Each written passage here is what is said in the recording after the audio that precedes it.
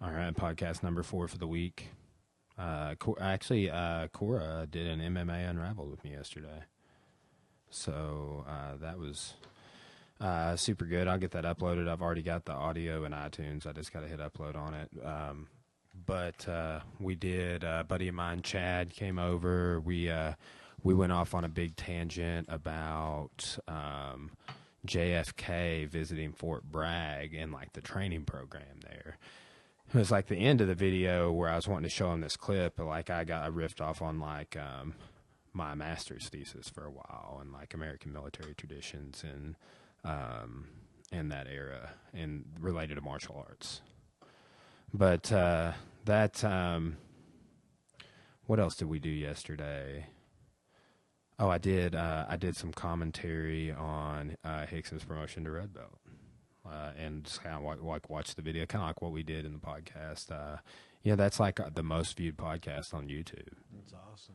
Yeah, so I'm in the studio with Robert Regnier, which, is that a French name? It's pronounced Regnier. Yeah. It's from the German side of Belgium, while Belgium and Germany weren't always, Germany didn't even exist yet. Dude, have you ever heard Dan Carlin? And I mean, it's a primary source he's talking about, but tell the story about the German army marching through Belgium, like marching through this Belgian village, and like World War I or World War II. They shortcutted World War I. I believe it was World War I. Actually, but I can't remember off the top of my head. What was he describing? So, well, this is what stuck out is like they're like commenting on the dress and how nice their uniforms are and how. So that's why I think it's World War I is because they were marching and they weren't in their tanks, blitzkrieging the shit out of people. But man, how Germany smashed into Poland in World War II before invading France is fascinating. How like they would use their tanks to break through the lines and like go deep and just like create chaos, and then they would just it would just be scattered out, weaving around, and then they would have the infantry come in behind them, and when everything was scrambled up. So.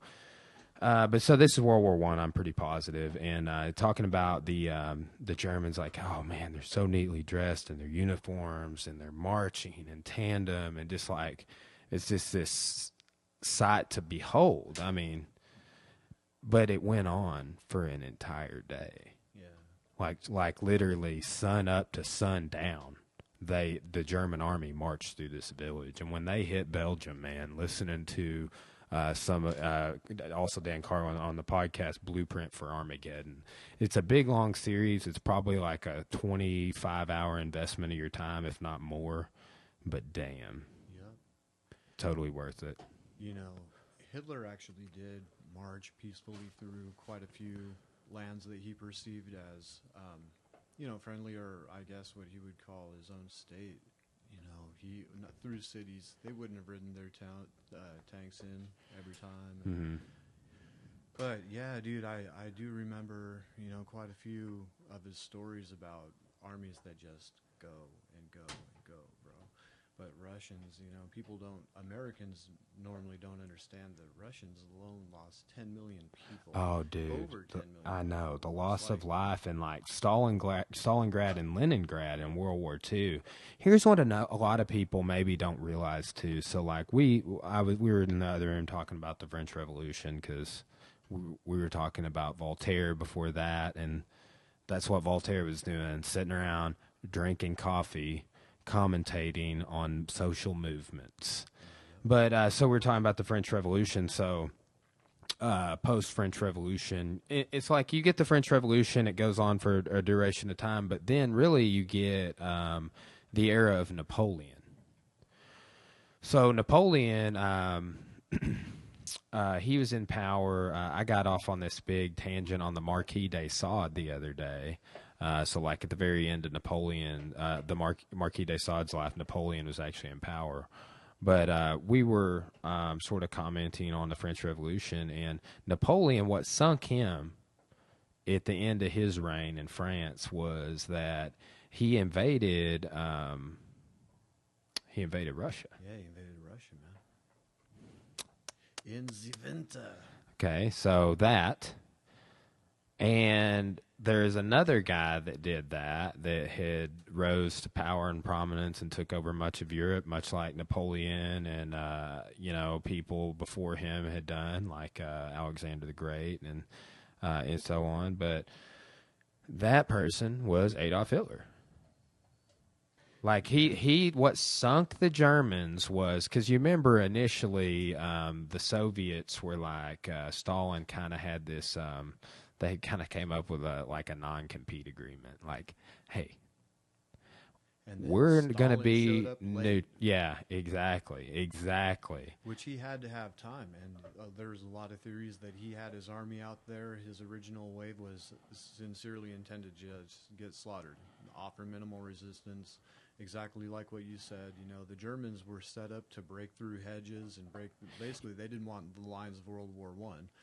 And they were set to, concentrate, break through, and then run through the countryside. Stalingrad was years long. Oh yeah. So he got them occupied and overextended. Let me look at the dates. I might be thinking Leningrad. They were only that deep.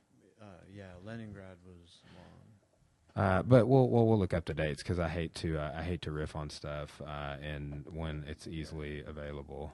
Yep. Okay, so Leningrad, World War II. But so that's man, I took that class in college, World War II, and fascinating class. Siege of Leningrad, late 40s, early 50s. Stalin supposedly jealous. Leningrad city leaders. I'm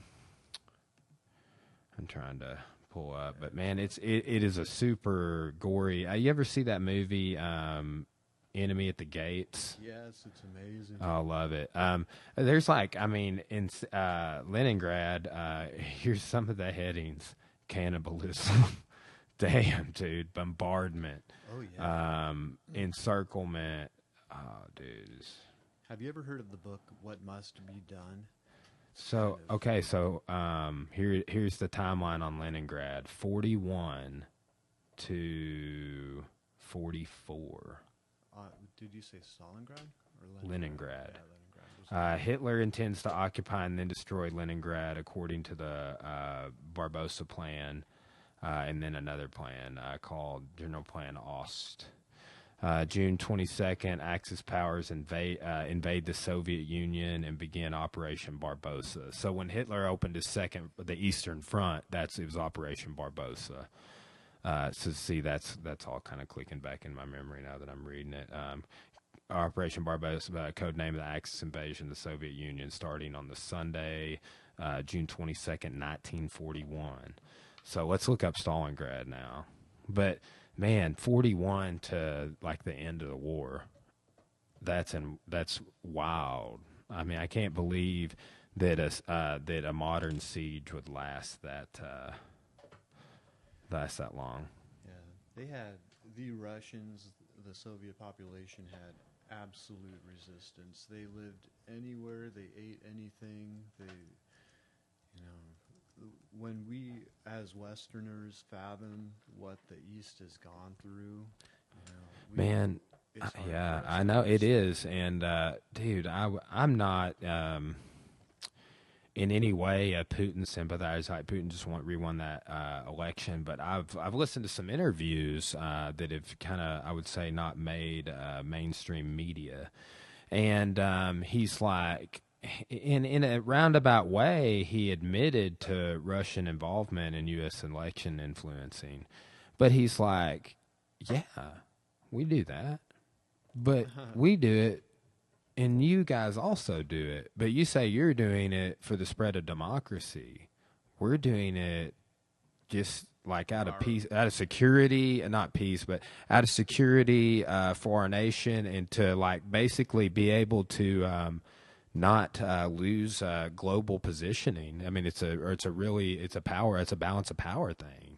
But I mean, man, I got a book in there on the bookshelf called Century of Spies, and it was the textbook used in a course I took on espionage in history. And we started with European history, but it mostly focused on 20th century Cold War spy stuff. I mean, and it was wild. Like, I was convinced Jeff Woods was a spy when I was taking the class, dude. Wild. So spying and trying to exert political influence, that is since time immemorial. And that's what the Russians are saying right now, in my opinion, is, we do it, you do it, so what? Yeah, you're right. Stalingrad is 42 and 43. Yeah, Stalingrad, they weren't in that long, man. But Leningrad, that's what I was thinking. One of those grads. One of those, it's like, look, too, also, it's like the two major polarizing figures of 20th century Russian history. Well, I guess maybe Joseph Stalin is not polarizing, but you get Lenin and Stalin. I mean, and Grad. Okay, so Michael Laster, he's the guest on the podcast. He told me this crazy story about people asking Stalin, like, how do you control all these citizens? I mean, wow, your population, like. And how do you manage it? And just like talking to him about his type of rule and his mindset on it. And I may have told you a story, I don't know, but and I don't think Michael told it on the podcast, but I'm just kind of repeating it. It's just told to me, and I like looked it up, and I was like, oh my God. But he's like, oh, okay. And so he gets a chicken. And he's like at a table or something, like everybody's in a meeting, and he's just like talking to people, and he starts plucking that chicken alive. Plucks all its feathers out. Sets the chicken down, and it like runs off in the corner, and it's like traumatized. Yeah, right. I heard a chicken lived for 6 months with no head. Dude, did you read that story about the lizard or the gerbil that got its tail pulled off, bro? No.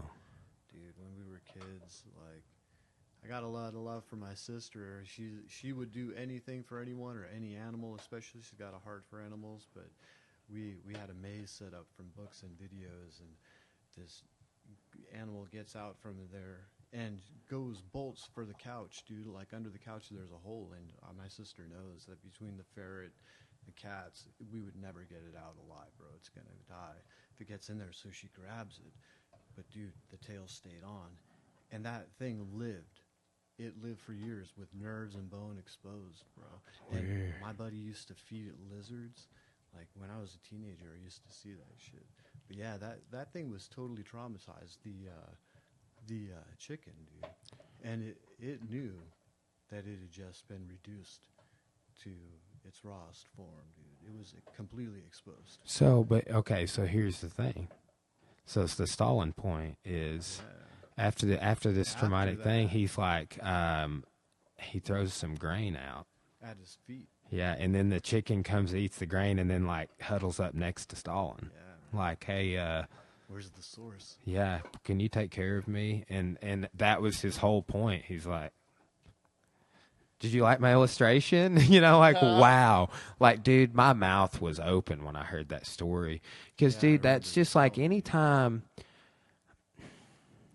sadly, dude, I get emotional when I see, videos, certain things. And that's the power of propaganda, too, is how much it can influence people. But, damn it, dude, anytime you bring an animal into it, I'm just like extra, like when someone's telling me that story, I'm like, no, don't hurt that chicken, you asshole, Joseph Stalin.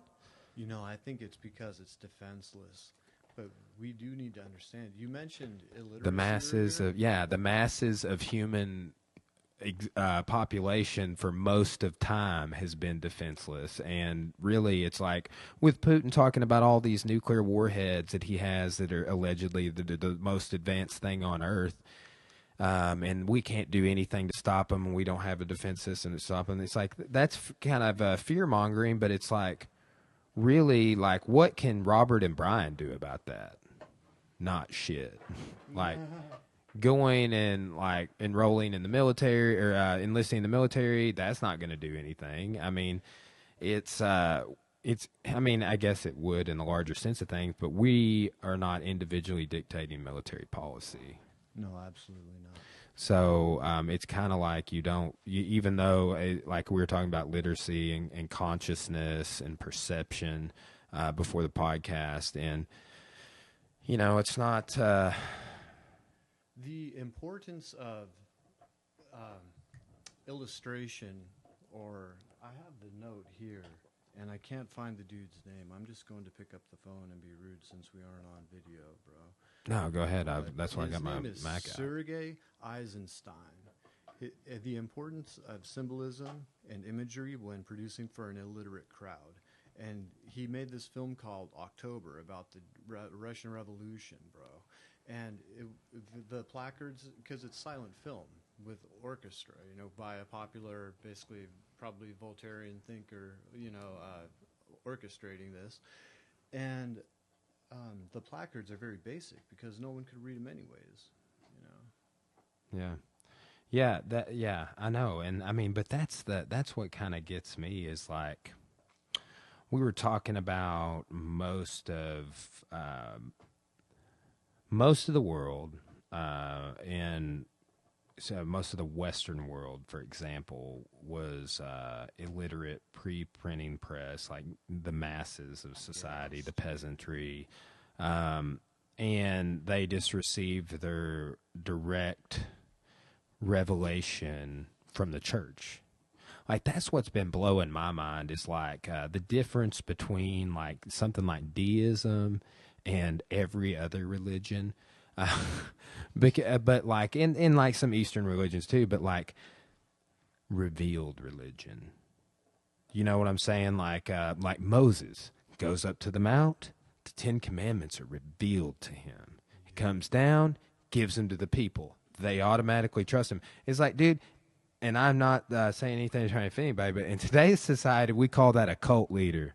You know what I'm saying? We're like, oh, what? Like, dude, I was just reading. You have to understand the story that's at least written down is that the people have all witnessed, this fire in the sky that they've been following for years. So there has to be a mass hallucination. There is Okay, so Joe Rogan thinks that there's what was the bush that he thinks that Moses saw when he saw the burning bush? It was some sort of psychedelic bush, and and then he was talking about one of the guys that, and I knew this dude's name, but I'm spacing out because I have a lot of new names I've been having to remember with like teaching this class and the gym's growing more. But he was saying, it was the guy that researched a bunch about the Dead Sea Scrolls, saying that he thought all of modern Christianity was based on a mushroom cult. Wow. I really, it's like, I think Joe Rogan has confirmation bias with that. But, but I will say, I mean, I can say I've done legally, mushrooms, bro. I've done it because I've been to Amsterdam. And I can tell you, I felt pretty connected to. Well, it is wild how even like more tamer mushrooms like lion's mane and what is another one? There's 5 types of mushrooms: the shiitake, the lion's mane. There's some that has the word gold in it. Is there not? I don't know. I'm trying to learn more about it because these types that like, so just think about it like CBD and cannabis. Yeah. CBD's non-psychoactive, but here's what's wild to me is I was talking to somebody, and it could be like placebo effect the other day or something, but I saw somebody the other day, a good friend of mine, that they don't smoke or anything like that. They don't do any recreational drugs whatsoever. And they've been doing some CBD to handle like just inflammation and like from lots of training and stuff. And it's like, this person's like 40, and they're like, no, it's it's weird because like if I vape some of it, even though it's purely federally legal non-psychoactive CBD, he says it fucks him up. Yeah, I've had. You can buy this anywhere, but I've had one of my clients ask for some for a friend, and I was like, yeah, I have a friend who supplies this totally legally. She did some CBD vape. She has terminal cancer, bro. Yeah. and It is like, completely well, changed her. She said, inflammation, man, is such an epidemic. Did you watch the Pat Miletich, Joe Rogan? "Yeah, I Such a sure good did." episode. I need to get into his conspiracy farm podcast a little Yeah. bit.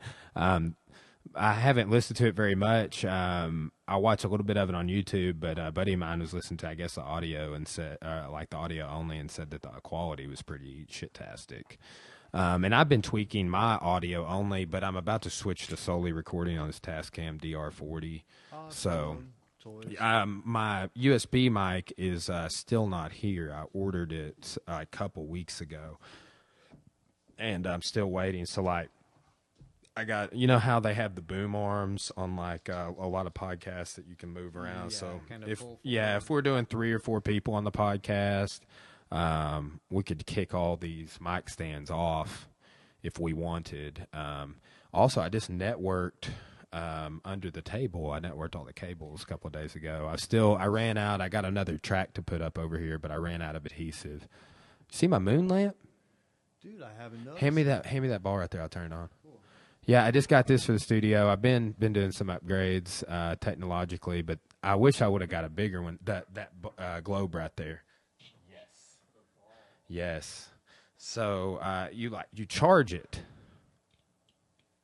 Oh, it's dead. Damn it. But you hit it right there, and it turns on. I also left it on when Corey and I were podcasting yesterday. Cool. So, but dude, it looks awesome. I wish I would have got one like 3 times bigger than this.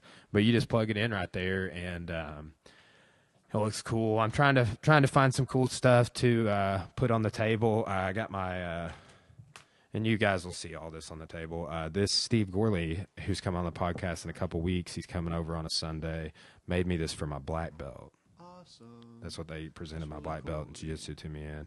And this like little piece of so I can engrave my initials in it. Here, check it out. It's amazing. Yeah. I got to see one of the ATA Masters world champs bust out someone's real Korean samurai sword this week. Wow. She's like, yeah, it came this week. I was like, all right. She's Damn. like, it's an honor to even unpackage it. Awesome. Hickson likes that. See, it's good. The dog gets to be on the podcast. It's not a video version. Yeah, that clunking that you were hearing was Pupperman here chewing on a deer horn. Yeah, Mr. McGrew. He finally started hitting the ledge of the chair with it, so. Yeah. Well, so we were talking about the authority of science and religion, and the thing about religion, how people used to view it, was that religion was an expression of self and of nature. It was the authority over nature and supernature. So I can totally So, see the our division interaction. Religion was basically our interaction of self with and nature. So like deism is like that's like the definition of deism. So like a lot, and I kind of queued up on this as an undergraduate because I for some reason had the perception that like all our founding fathers were these, God-fearing Puritans that immigrated from the oppressive English government, and when we were oppressed further, they rebelled in the name of all that is good. And it's like, in this a whole just being a Christian founded nation. And a lot of our drafters and framers and founding fathers were deists, and they believed more in a natural. That nature was an expression of the Creator. Exactly.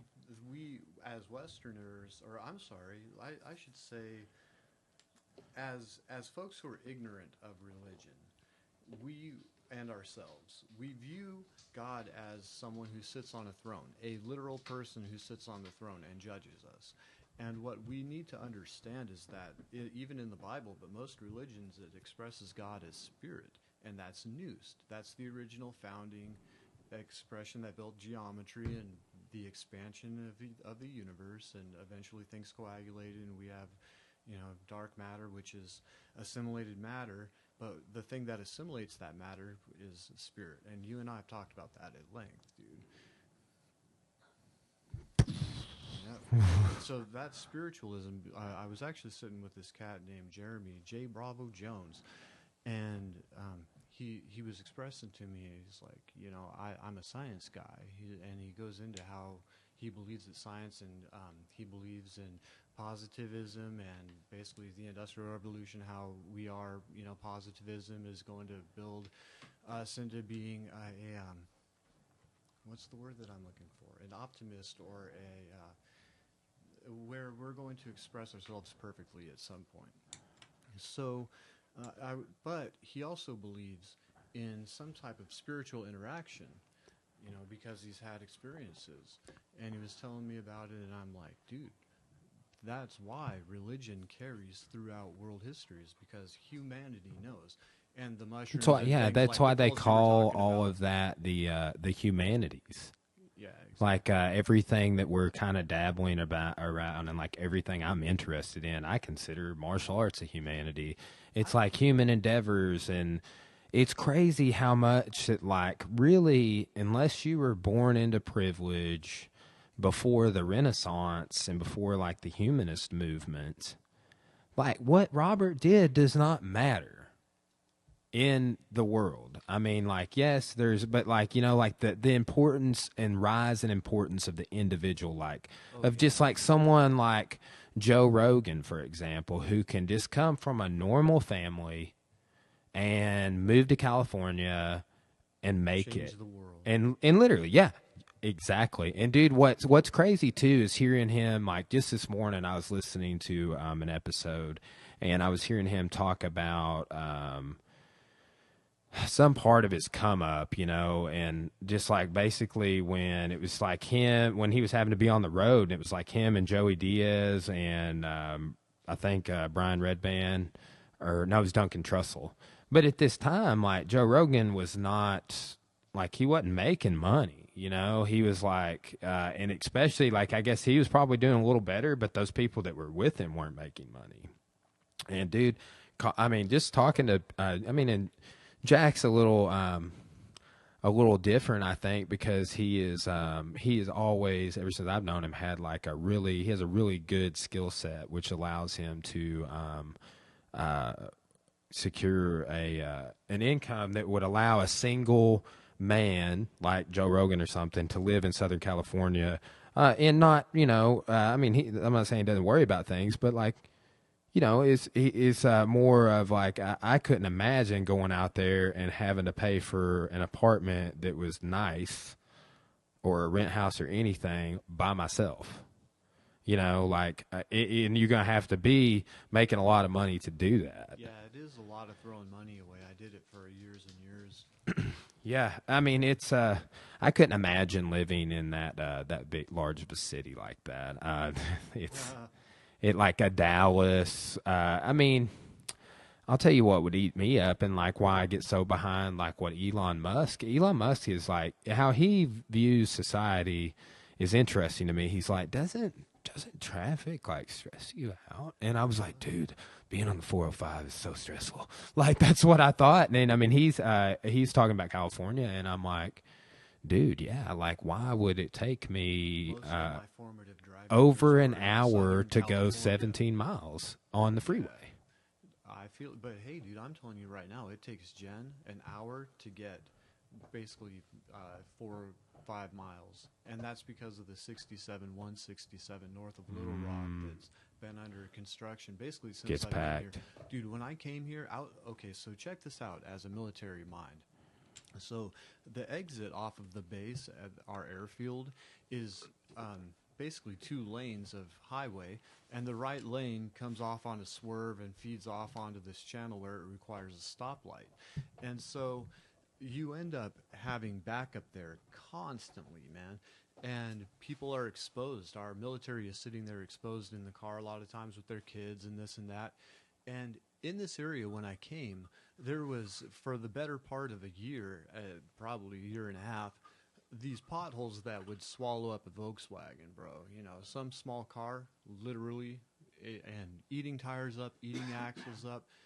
And the standard of living out there isn't too bad. There's pockets in Sherwood and Jayville where things get hairy, but for the most part, Yeah, true that. For Been the there. most part, people have a voice out there in politics. It's regular people driving on Well, it that is road. crazy how like once you get out closer to like, I'm not saying Cabot or Searcy is rural, but between Cabot and Searcy and between Cabot and like Bologna or Conway going that route, like that is. I mean, there is Yeah. they have to deal with a lot of rural county politics to run. And I like that because I mean we rode that 64 like all the way to Chorus 5 basically, and then turned off there around Augusta or whatever. It's beautiful. There's a lot of hills and open land. That's why, like, I mean, I get some of the perceptions people have about Arkansas or the South, and I think that that's more of a thing to apply to the South. And but man, Arkansas has so much natural beauty. Yep. It's called the natural state for a reason, and it really has changed my life, my philosophy, but how I view myself interacting with nature, dude. I've always, as an adult, like kind of taken things as more of a minimalist stance. Like I'm not truly a minimalist. I have a closet full of crap and cars that I drive around. This Probably is a too much. minimalist podcast studio. Yeah, exactly right. But I've never been the type, except during the military years, which is a topic we'll talk about later, that I took 4 showers a day, or I would just turn my heat all the way up or cold all the way down, or blah blah blah. It's Yeah, like frivolous with. Yeah, man, I was thinking about that. Like somebody the other day was like, "Did you know if you pee in the sink and then wash your hands after you pee in the sink, it saves this much water?" Don't And I piss was in like, the sink, don't. I will. "Yeah," but I was like, "Damn, I never thought about it that way." Like every time you flush the toilet, how many? Like it's like 2 gallons of water or something, depending on the size of your tank, that just kind of goes away. It goes In with your to carry away amino acids and proteins and yeah. liposome. That is that's another thing is like you have half of Europe's population dying from the plague, and it was all like not all but like a lot of it was because of sanitation and water, and that's like during the Renaissance that became such a big topic. Standards, Yes. remunerarization. Have you I was telling my class this. Have you heard of the the essential oil called Thieves? Yeah. So allegedly, and I may be totally wrong on this, people can look me up and talk shit in the comments because we're trying to get those, organic reach or whatever on the podcast. If you're talking about it, no publicity is bad. Give me a thumbs down. I don't care. But accordingly, the Thieves is a reference to when you would have these big breakouts of the plague and bubonic plague, Black Death, and like all of that. I was talking to you about the Mongols earlier.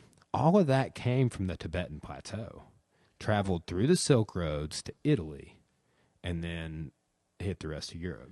Yeah, the viruses and things that whites brought over to North America came from Asia in the most part. Yeah, that's wild. Here's another thing. So, a New World disease that our man Louis XIV we were talking about contracted was syphilis. Dude, syphilis and brain damage.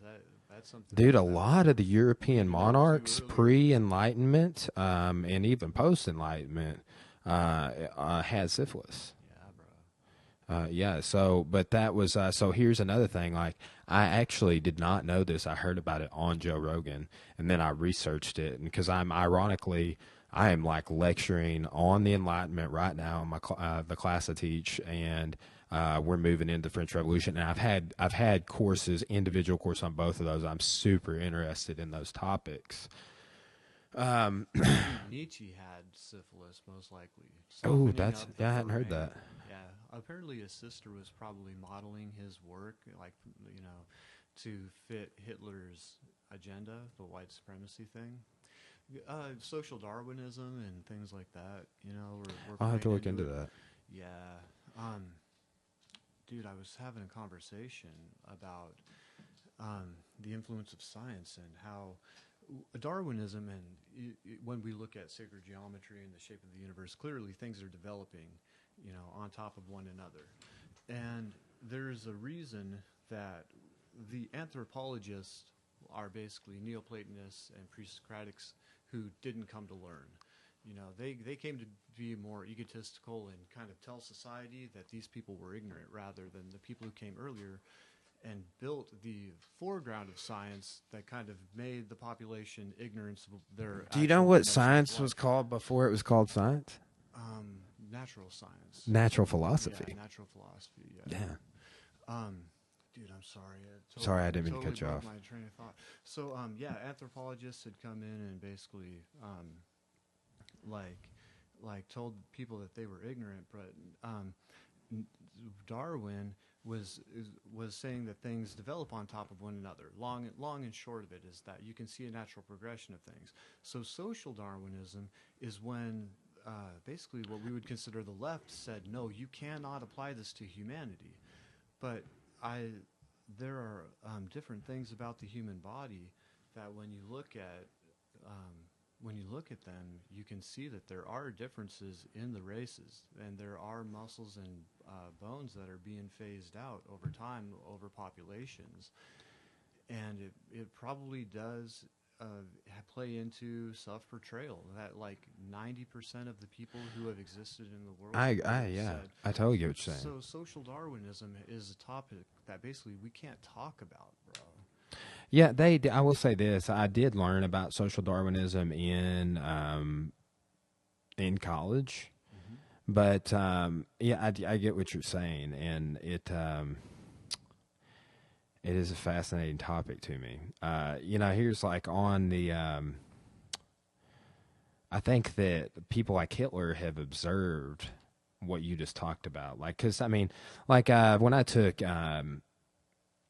A professor that I had named Dr. Neal. She's recently passed away, actually. But she was talking about how if you look at countries' relation, like distance from the equator and just basically geographic placement, influences their physical traits. Mm-hmm. So. You hear that, but I feel like some people that are like less, maybe less or more educated, I don't know, view sort of like what you were just talking, like let's say Hitler, and say, oh yeah, these races, blah blah blah, they're all da da da, and so I look back at this, and it just you apply that confirmation bias to, I noticed that this race has been inferior and is dying out. I should go ahead and facilitate that happening so they don't breed. Even Black Mirror did an episode where it's like, these bloodlines don't breed with these bloodlines. Yeah. We were conveniently set up with a time when all subhumans were more or less wiped from the earth. And there are so many thoughts of humanity having wiped out complete species of animals, over time. Rogan has talked about it before. Lots of people have philosophy. I don't really know too much about that in general, but bro, I think that we do have a tendency to fight people that are different than us. And it goes on. I talk about that in border regions. The studies were phrenology, and that was a study of cranial bones, which if you saw the movie where Leonardo DiCaprio was playing with, was it Will Smith, dude? No, wait, yeah, anyways. You know what I'm talking Django? about. Yes. Django Unchained. Jamie Foxx. Yeah, bro. Yeah, so anyways, he's studying the map of the bones, and basically he's the most ignorant fucking person on the earth, So I can tell you, as someone who does craniosacral therapy, there is a difference in the way your bones stack and how your body interacts with your brain and your self-expression, your global intuition, the universal intuition, but then also the study of vestigial muscles, and what that is muscles that are being phased out by development over time. And we talked about in that podcast with Hickson's seminar, the more upright you are, the more you are an expression of science. It is Science crazy. calls it omega. Posture. Omega, yeah, posture, and everyone's on it right now. Like the topics, the hot topics that are in the world right now are so polarizing, bro. And we even with Russia right now, like what's developed the last couple of days, I guess it's been the last few days. Who kicks out one another's diplomats? No one does that shit. Anyways, let's get back on topic. Like basically, bro, when we look at the development of science and things like that, we really are just kind of okay. For instance, the reason that Jay Bravo had brought that up is because a dude walked by us and he had been cured from cancer like 3 weeks, dude. He got diagnosed, went through treatment. 3 weeks later, it's already in remission, and he's back like celebratory. So, so basically, like, I personally feel we go through that. Humanity goes through what we would call cancer all the time. A lot of times we don't know we have it. We naturally change things about ourselves that heal it and bring it back to, bring our body back to homeostasis, bro. But we've gone through this slog where we've had to have exactly like what you were talking about with as the industrialization happened, we had social revolution with rights, and it's been like one side shooting up, then the other side shoots up to match the other side. And we are going to reach optimism is the word I was looking for earlier. We are going to reach optimism where humanity has broken through, and gone on. But Well, yeah, I mean that's like that's what got us on this whole conversation is kind of talking about the evolution of and progression of consciousness, like consciousness becoming more of a more, and I think that people like when they hear something like that, they're like, I don't know, maybe immediately start thinking to like Illuminati conspiracies of the global elite trying to transcend, or something like that. That's the thing, though. What the average human would consider consciousness is our interaction with nature and just our natural. Yes. Well, and that's how we view evolution. Like, what is man's next evolution? We seem to be getting away from an animalistic form. We're getting duller features, longer and taller, more basically what we would consider an ethereal, formless shape. And that's what humans have described aliens as for a long ass time. But the Illuminati, or basically materialists, optimists, what we would call optimists or materialists in our culture, want us to evolve to become one transcendent with science, with mechanical. we're gonna bond with the machines, yeah, dude. the machines, dude. Skynet. Dude, there is an actual military program called Skynet.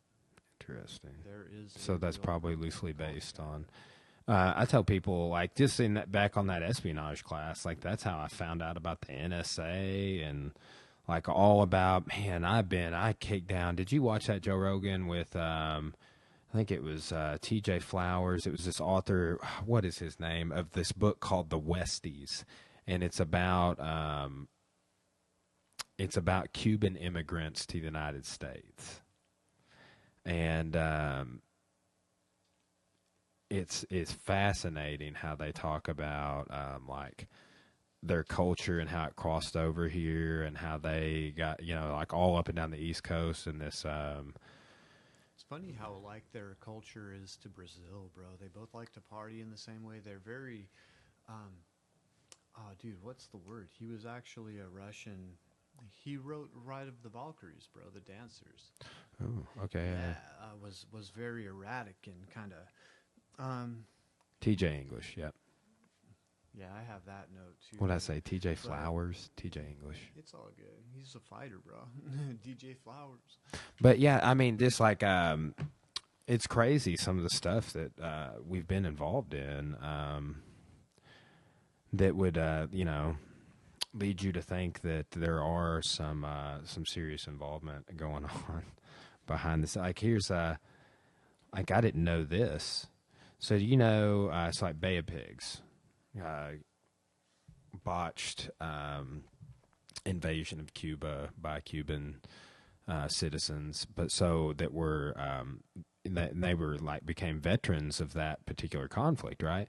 So the Cubans that ended up settling up and down the East Coast, they formed their own culture and everything, but they also, like, 4 of the 7 people that broke into water that were implicated in the Watergate scandal were Cuban veterans of the Bay of Pigs invasion.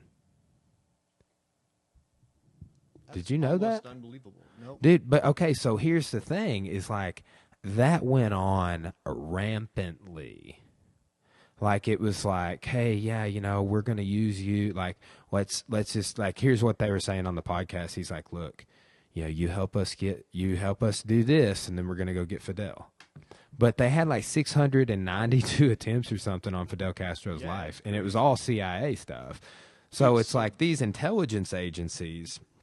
I mean, it really shapes my view of the world. Subversion is totally normal. It is a normal. That's what Sam Putin was saying.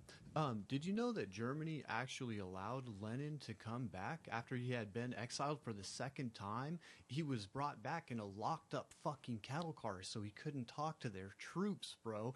And freaking anyways, Stalin and is it Markanov, their other boy? Anyways, I think it is Markov or Mark. Yeah. They met Lenin when the Germans gave him back, bro. And they immediately went to St. Petersburg, which was under a different name at the time, and started the revolution, bro. It carried on the revolution that had started. Yeah. I do really. I never took a class on Russian history. In the Enlightenment, we got into Peter the Great quite a bit. World Civilization covers. It'll take like 10 minutes. Bro. Pull it up for sure. Cool. But I really do. I do want to get more into Russian history because it keeps coming up. You know, it is such a. I can see it being such a broad topic as well. Dude, watch how this works out. So,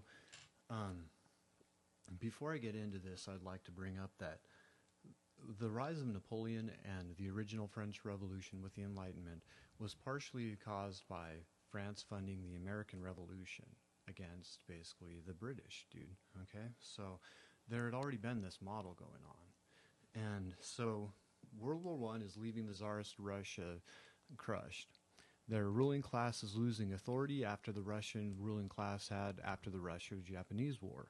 So even in Russia, the intelligentsia and radical intelligentsia, which is basically what had led to science and public forum type of thing, the more rights you have, and the Industrial Revolution actually brought workers together also. So it made a. Could I comment real quick on the Russo-Japanese War?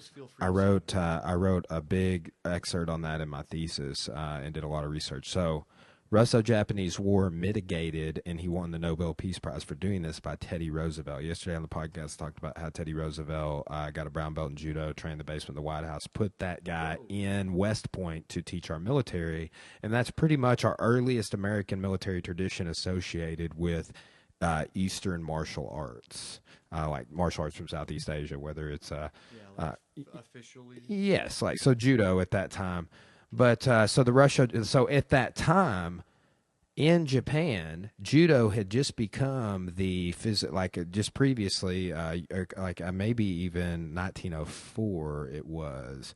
Like right around the same time, and earlier it had become a part of the Japanese Navy, and that is like of their training regimen. So everybody in the Japanese Navy was doing judo, and judo was this preservation of samurai and jiu-jitsu culture and what it is to be a Japanese male that is for the emperor and what the duty and Bushido and Buddha and all of those cultural elements. Minded.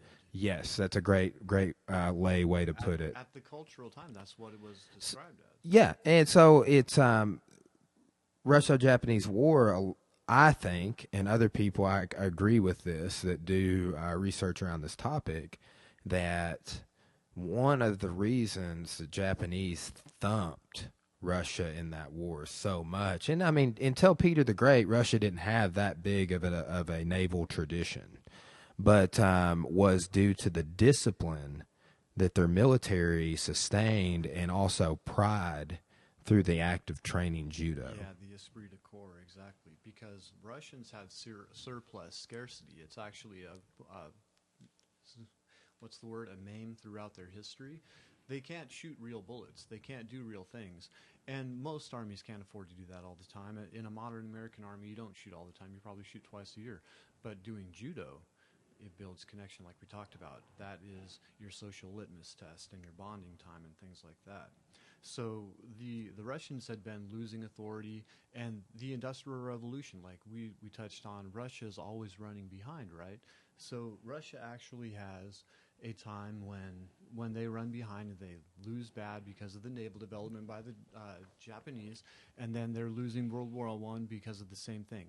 And the thing is that their people are so illiterate that they can't run the machines of war. They don't understand how the machine workings of an actual gun works, which I guess sounds like the modern left right now trying to take our gun rights. They just really don't understand. They can't explain the science of this, so they don't understand how it works. And they're probably actually more afraid when you're putting them up against these trained killers. Dude, Ben Shapiro said if you, like these kids, I don't remember if you and I were talking about the kids, but he's like, if you want to get Republicans to get out and vote, get these kids to get more speeches. Like, yeah, exactly. I was like, oh, man. Dude, and we could go off on that, but they aren't showing signs, our youth, of being dependent. You know, they are not independent youth who have a balanced understanding of life and how the world actually works. And you know, I understand utopia, but when we look at utopian society with man, as the world lays right now, like we need to discard that as a philosophy, in my opinion. Building a utopia has not worked so far in any of its. But you know what? What is a thing? What's that? Dystopia. Dystopia. And that which is like the antithesis of utopia. But like some people think that like for the future of New York City will be a dystopian nightmare. Dude. You know. New York was supposed to have fallen into Gotham like 20 years ago. But it doesn't. You know, we've seen the spirit of New York when shit actually goes down. And that was actually a pretty clean incident. If things really got hairy, unless things fell to cannibalism, but that's the thing, like, we have such a civic-minded, ingrained, like, mind that I think New Yorkers, just like the people in Leningrad, just like the people of Stalingrad, they would resist living in the Teenage Mutant Ninja Turtle lair, dude. Hell yeah. Secret of the ooze. So as far as losing authority, like Tsar Nicholas II is on the front lines while Rasputin and what's her name? Elizabeth? Sorry, let me find this real quick. Alexandria, dude, who is a cousin of the Germans, and like you were talking about, everyone being interrelated. Like this Nicholas was related; he's a cousin to the German or British rulers, you know, blah blah blah. But they're living super decadent. Like they have everything, and it's pretty much the most polarizing thing that goes on in human history is this quick little history of Russia. So the aristocracy is living in hedonism. Alexandria is accused of basically being in touch with the Germans and working for the Germans. The Tsar becomes the commander-in-chief. He's been resisting social overhaul.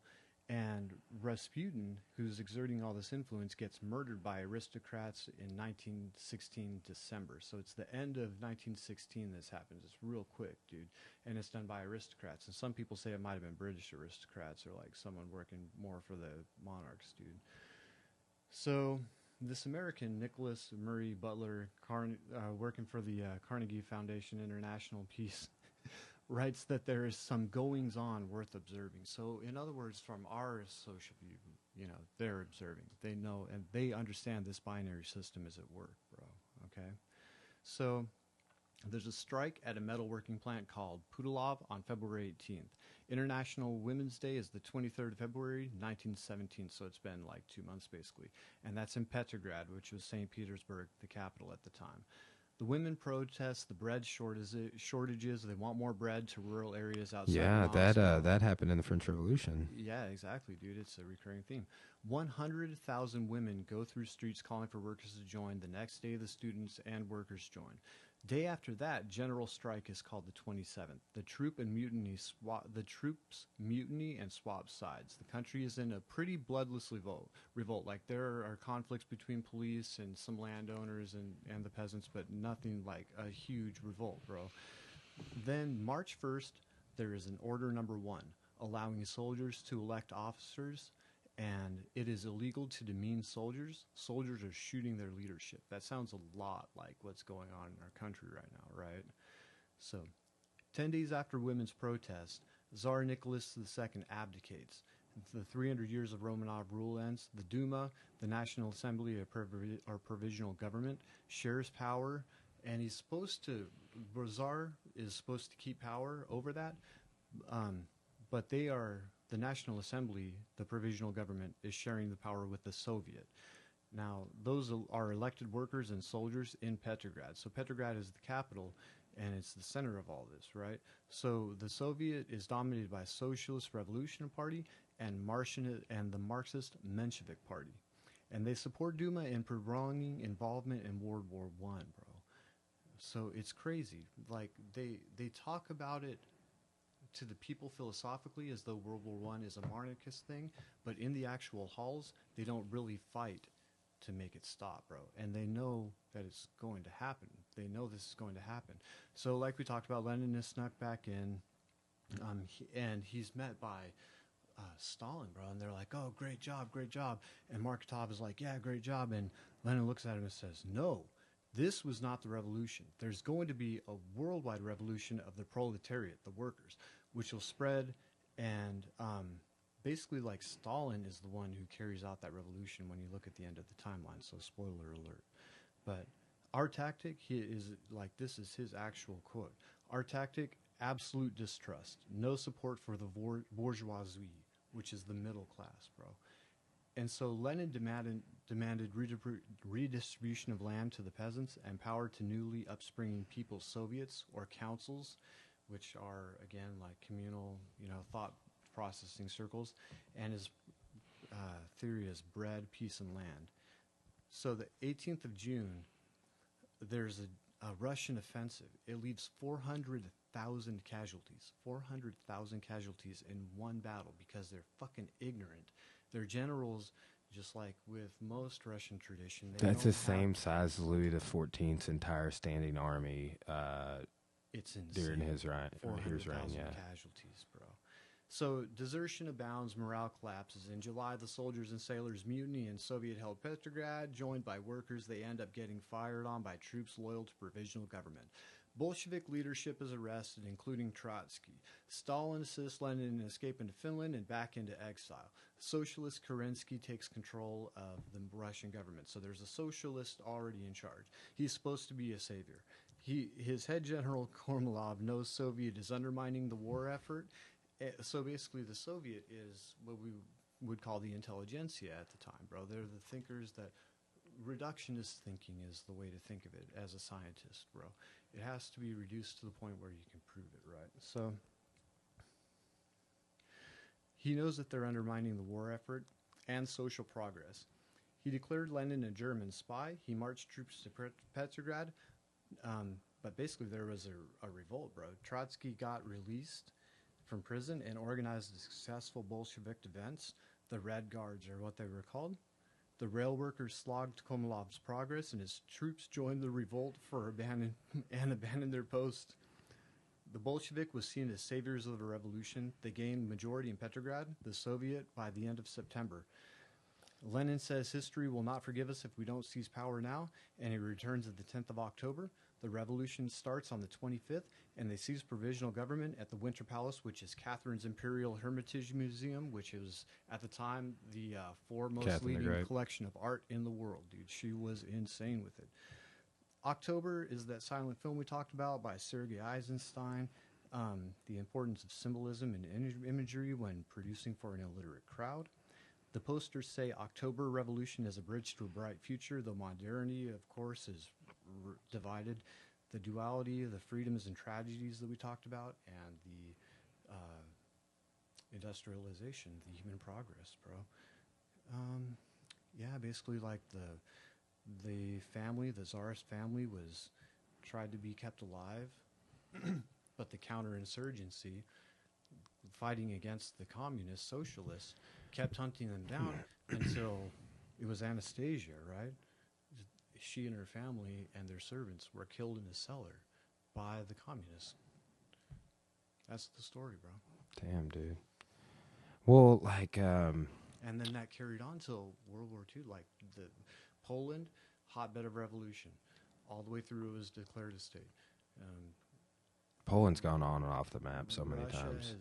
Russia's actually kind of at its longest reign of peace ever. Not ever, but you know. Yeah. Well, yeah, man. That's the Bolshevik Revolution is wild. That's why, like, it's a topic you skirt over.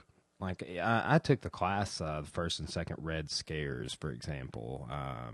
And then when you take, I took history between the wars, 1919 to 1939, I think it was. U.S. history 45 to present. Several courses that deal with the Red Scares, and I think you and I've talked about this before. Like there's a lot of parallels between what's going on now in the media, and it's just with North Korea is still the same. It's like it's a lot of Cold War rhetoric, you know, a lot of with what's going on with Putin and everything, and that's why.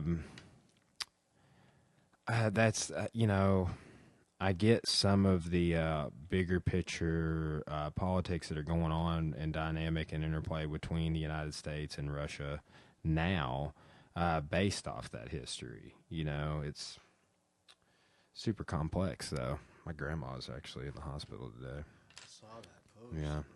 Bro. Yeah, surgery. 3 to 5 hours. Gotta have heart surgery. I'm actually going to Little Rock here in a few hours to for the weigh-ins, and we'll be dropping in to see her. So, it's an amazing card, dude. Yeah, it's gonna be. Chauncey Foxworth is the only dude to mess with Jaleel, bro. Are they fighting again? No. Oh yeah. Okay. Okay, so on this card, I'm going to have somebody boxing, kickboxing, and fighting MMA. Tim is sparring at the beginning. They're doing a bunch of exhibition sparring for, like, pre-fight entertainment with boxers from the state. And he's going to get dual sparring, so that'll be cool. Well, that's cool.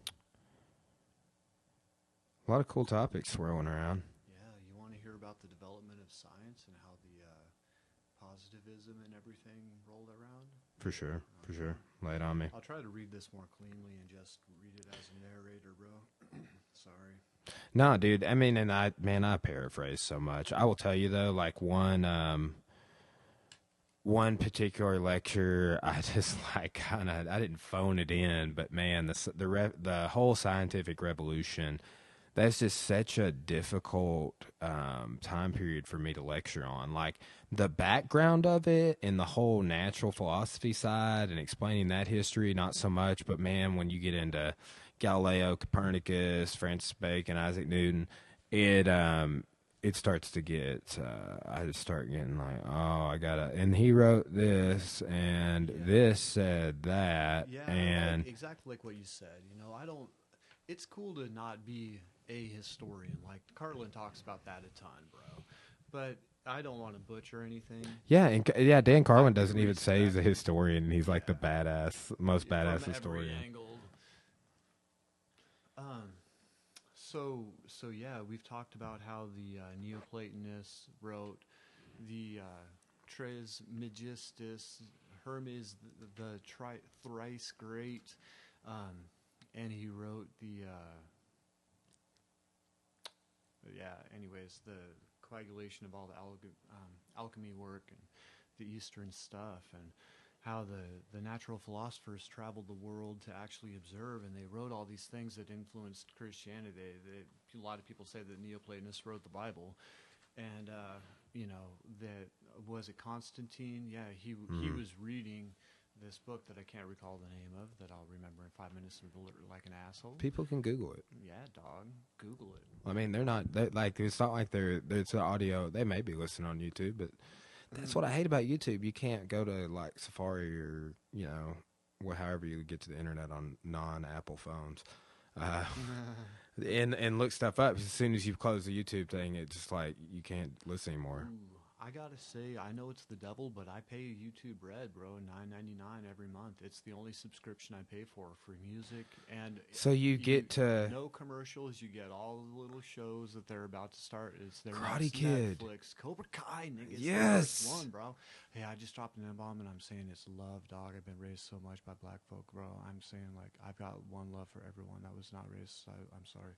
I can edit it out if you want. No, don't. Dude. 104. Everyone knows it's all love. I know, dude. One time I did that around like one of my bike friends. Dude, It's like the only time I was accidentally amazing, dropped bro. it, Like, and I just and kind of it like, was everything from every angle that it was supposed to be.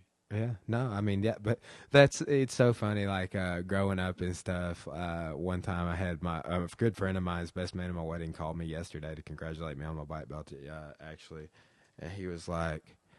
He is saying to like all the bike guys at our lunch table, he's like, guys, I just like when I hear y'all using it like with each other, like I see that like y'all, it's because y'all are bros. Like, I mean, can I just use it when I'm around y'all? Because I mean, we're bros too, right? And they're like, hell no! Like they were like, they're like, you ain't doing it, dude. You can't say it. Ask permission. It's only when it's given. Dude, here's another thing I've noticed, and I mean, it is a very that is way less taboo. Like, obviously, it's almost, but like, I noticed Joe Rogan drops the full on with the 2Gs and the ER and everything, but it's in reference, like, and two, when you're reading things, it's hard. Like when I read primary sources, I've been doing all this research on civil rights under LBJ. Yep.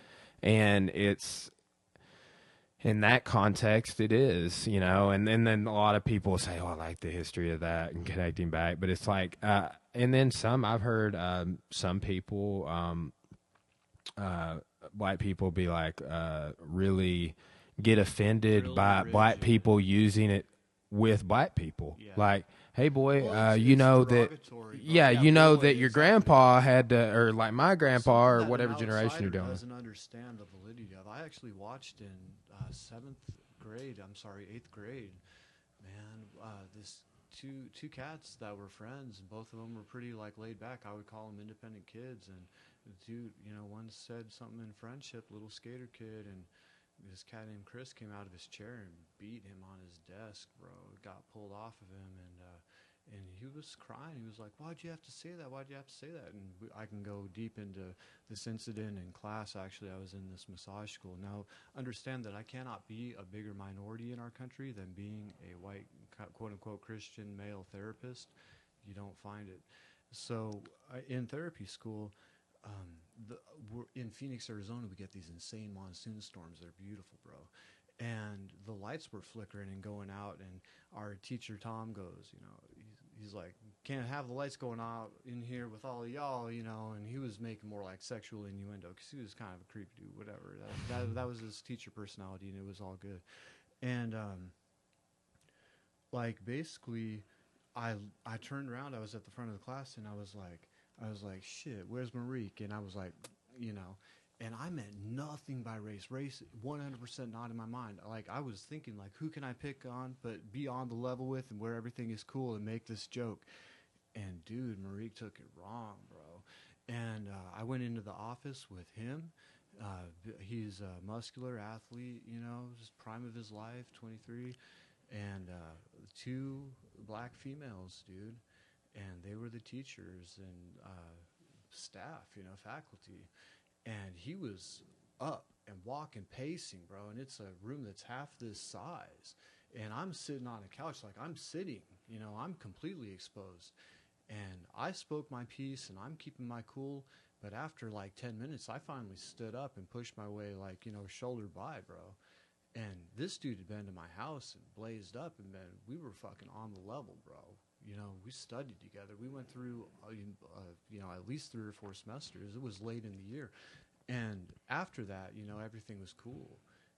We we talked and everything was cool, but dude, there was definitely friends saw it and talked about it. That I wonder, and I mean, I can empathize. Like if somebody made a joke about like I'm like pretty light complected. Like I don't know. I mean, like people like if I had my shirt off in the gym or something, be like, man, you need to get some sun, dog. Like if it's in the winter, you know. I'm like, I know, dude, but I don't like take offense to that, and I could see due to the history of race relations in the United States and abroad, how other minorities could take offense to it, you know. But it's like at the same time, I'm like,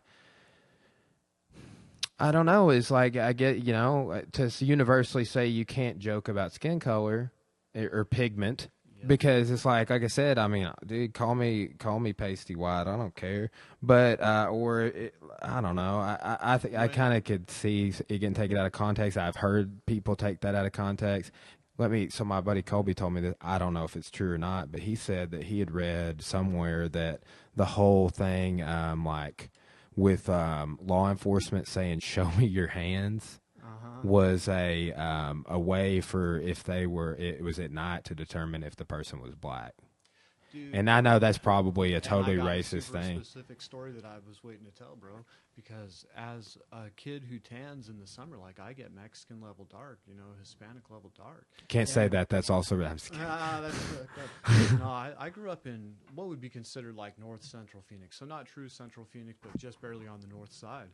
And I remember in kindergarten being on the playground and a bunch of Latino kids bringing the females, like basically all the cute females, bro, coming to me and looking at the palms of my hands, bro, and saying, he's white, he's white. And as I've understood social sciences, kids understand things in the context in which they're used. And the way that I heard white used throughout my life was like pure, innocent, vulnerable, like gullible, kind of, you know, pure, or like, what's the word I'm looking for? Like just weak, bro.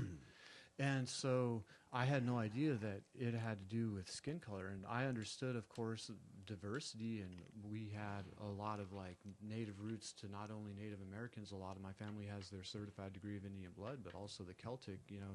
And we also learned a lot of the Western, like Eastern, I should say Western interpretation of the Eastern theories. So I learned about karate and Taoism and Confucianism and Buddhism, but I learned a lot of science and I learned a lot of theoretical science, dude.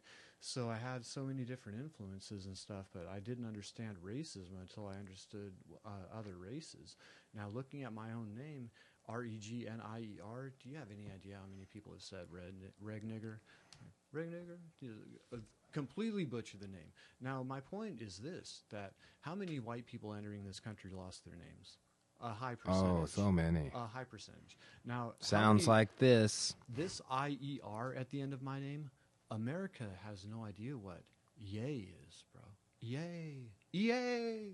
You know, Dude, yeah, I will tell you, it. French. Like I don't know if I mentioned this today, but I just been having like I'm really deep into this French history in my class. I have to pronounce all these French names. Like, dude, I can't even pronounce Voltaire's name. Mercier. I don't know if it's Arrois or Arouet.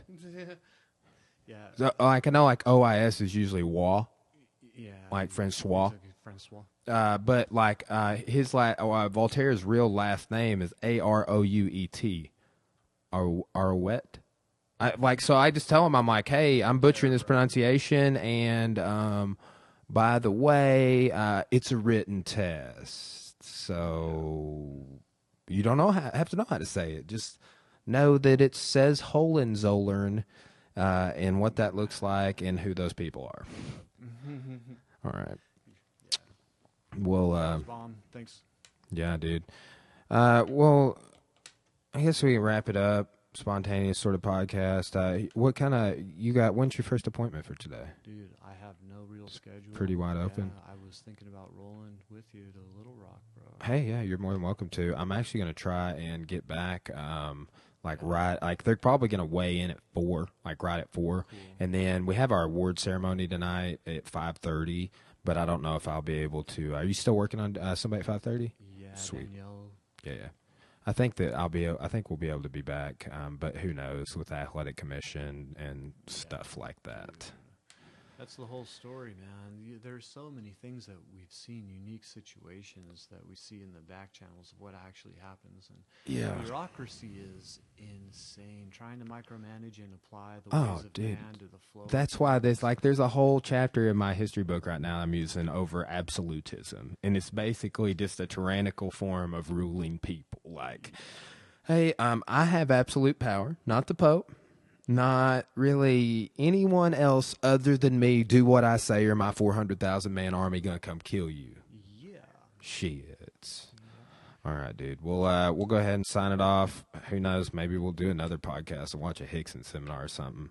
Subscribe to the YouTube channel. We're trying to get those followers. You can listen to us on all of these different audio platforms: Spotify, Apple iTunes Podcast, Stitcher, Castbox, Castrex. That's a weird word. I got on that one because they submitted me to Spotify, and then Spotify submitted it. Listen FM. I think Listen Notes is another one I just noticed we're on. We're on about 10 different platforms for audio, and we have our text and everything drafted up and have been approved to do a Wikipedia page for the podcast. So we're not going to do a website right now. And check that out. I will be getting podcasts from this week uploaded. We did a lot MMA Unraveled with Cora, talked about her recent fight. Really? Yeah, just yesterday we Why, did. Did you talk about the weight cut thing? At the 2 hours being late? We did not. We avoided that because The 2 hour late thing? Yeah, anyway, no, there I will be avoided no it. We being just late kind of today. We're gonna make this appointment. well, yeah, and that has been we didn't really get on that or the illegal upkick. So, Yikes! Yikes! but you know, yeah, dude, I was losing it, man. Like I can't even watch that happen to her. I can't see it. Bro, when I saw it yesterday, and I was just like, oh man. See, we were sitting behind her. I'm sorry. We were sitting as the camera shoots behind, Yeah, dude. farther behind that, and so we saw directly behind her, basically, and it looked like she took the kick, and the crowd went, and then she completely laid back against the cage with her hands up and took her time, and it looked like she tried to stand up and couldn't compose herself. But after the fight, she was like, "Yeah, no, I was cool," and the ref was telling me not to move. I was worried Totally that exposed. I was watching her all night, and she didn't demonstrate any signs of a concussion, but I was worried and still kind of am to an extent. Like if I've been monitoring her behavior, and I don't know if you saw her Facebook status, she made a status about weird dreams and stuff, and I'm like, what? So I was quizzing her on all this stuff, and I'm like, how long has this been going on? Because that's the thing. It's like, dude, brain damage is a very real part of all contact sports. And we'll talk about that on a later episode of Sports Unraveled. Yeah. But anyway, it's CTI is my thing, bro. Yeah. Absolutely. Craniosacral therapy, the way that fluids interact, exactly what you said, inflammation. So if we can resolve fluid flow and the body's natural healing cycle, all we do is restore the intrinsic working with the extrinsic, and it works out to where you have motion capability, bro, and you get back to what we call the structural objective. And that's actually a fascinating topic, because our structural objective, like when you have a plumb line, you think of the middle of your ear lining up with the middle of your shoulder, middle of your hip, knee and lateral malleolus. So the eastern is hands above the head with energy flow to and from heaven. And so when we talk about, for instance, PTs and people who work with the body say that the subscap is weak when someone's rotator cuff is locked up. And that's not true. The subscap is actually so strong it's spasmed. It's spasmed all the way to where it's not working at all. And so to regain mobility, all you have to do is allow that fiber release and the fluid flow, and then once you release that, the pec, all the supporting lat tendon and bicep. dude, that's what I need worked on today, dog. It's his shoulder. I don't know if I told you what's going on, but I hurt my bicep somehow doing kettlebells. And dude, that right there. Yeah, that's max. It is, but it feels good, but then I'll catch right there. Yeah, any point that we have that catch, and it'll go for But it. you've locked my shoulder up in like an Americana type position Yeah, and worked it out. that's the subscap stretch, baby. That's Yeah, yeah. I would just say to everybody, and I feel the same way about chiropractic care. I think there are some charlatans out there. I think there are some people who are like, yeah, you got to get you on these 14 therapy sessions, or pay me this much money and I'll fix you. You need this many appointments. And man, my chiropractor does not work that way at all. Nope. He's like super like, hey, if you need to come back and see me, come back and see me. He'll see you without an appointment, stays booked up all day, every day. And I always leave there with less pain. And I would suggest that people get a massage therapist like yourself. I've had some massages before, but you've been working on me consistently for like what, over 2 years now. Yep. And it's more like, dude, like exact. And I hate that, like, not like, I'm glad you're here and we get to do this podcast and hang out. And I almost like feel bad. But dude, I was like, when I text you, like I was sweating this shoulder.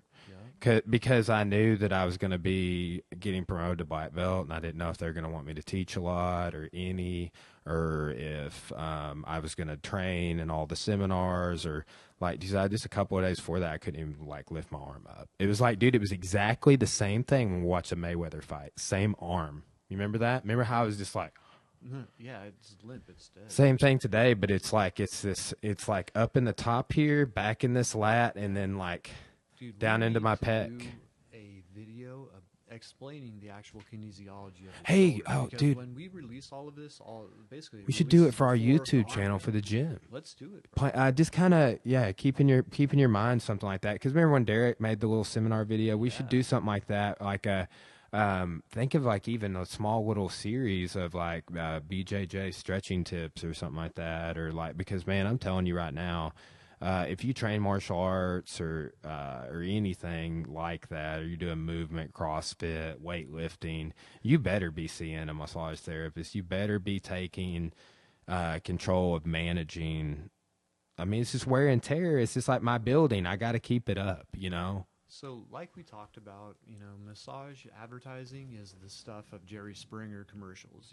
It's the commercials of daytime TV that is like, damn, you are in a depressed reality right now, and this is what you're about to work towards. So, we have a real stereotype, and that we talked about the sex slave trade, but when you look at where modern massage is in our society, if we would restore massage into our everyday routine, where it was available at every office and people were going through, it would alleviate our let me say this, it would make us more comfortable with touch, and casual touch being more like prevalent in society.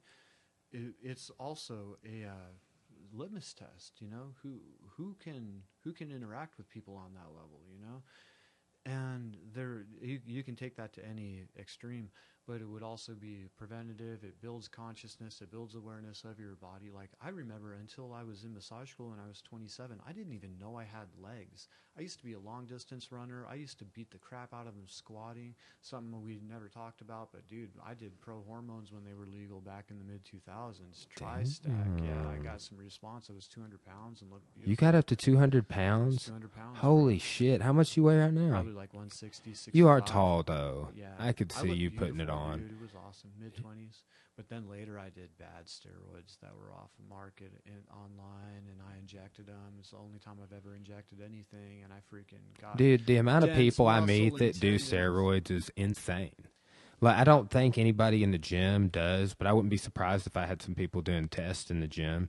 But I had a couple of people in the past that were doing it, and I didn't really like that they were doing it because it was the only thing that gave them an edge. It was all physical and no technical, But I get why people do it for recovery reasons and, like TRT, like older guys want to do that. But it's just like they're just trying to stay relevant longer. Like, when people are doing it for selfish reasons, and that As far as selfish reason can competition, damage someone's brain. Exactly. Maybe it's an ethical issue. But for like weightlifting and stuff, that's what, you run into a lot of people that are just doing it to, you do things like trash your shoulders out. And, just lifting weights, like Dring talking to me about just like over the years, like his elbows and his shoulders and just like how many, dude, he said he did like 37 pull-ups the other day. I was like, dude. I've never done 37 pull-ups in my life. Maybe Dude. if I was waving and in my best shape ever. He's 56. Yeah, you know what I'm saying?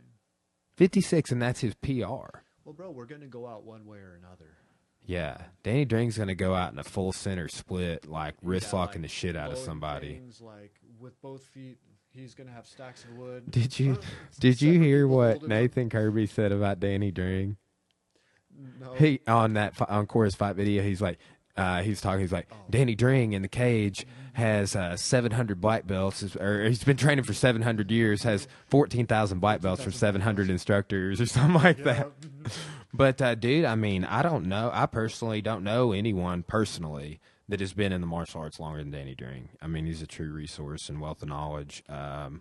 So there are some YouTube videos out there of him teaching a variety of things that he specializes in. He's been doing Taekwondo forever. I think he's about to probably get his 9th degree. I think he's an 8th degree now. He's I believe an 8th degree in Bill Wallace's Superfoot Systems. Man, that was such a great seminar. Yeah. What?